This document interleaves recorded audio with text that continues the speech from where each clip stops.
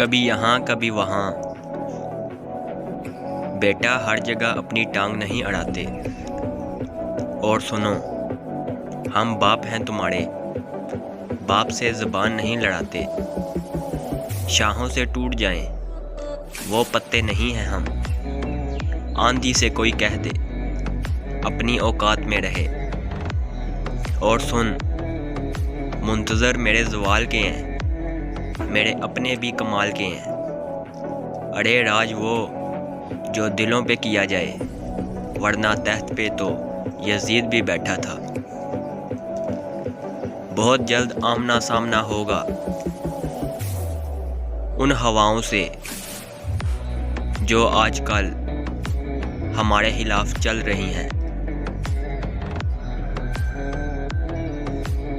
مجھے خود سے لڑنا ہے، اس لیے میں لوگوں سے نہیں لڑتا۔ میرا ایٹیٹیوڈ میرا کانفیڈنس ہے۔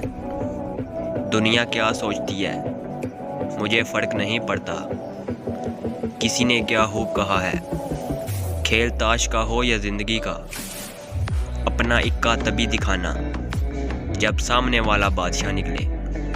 اور سنو، ہم اپنے ہنر میں آج بھی دم رکھتے ہیں، اڑ جاتے ہیں رنگ شریکوں کے جب محفل میں ہم قدم رکھتے ہیں۔